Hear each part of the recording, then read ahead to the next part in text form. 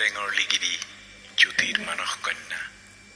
সুন্দৰ কোঁৱৰে সাধাৰণ লিগিৰি এগৰাকীক বুকুৰ মাজলৈ সুমুৱাই লোৱাত কাৰেঙত চাঞ্চল্যৰ সৃষ্টি হৈছে। আকাশ কলা মেঘে ছাতি ধৰিছে। সুন্দৰৰ মন বেয়া। সুদৰ্শনে গীত জুৰিছে, মোৰে জীৱনৰে সখা কৃষ্ণ, বজাও কি সুৰে বেনু।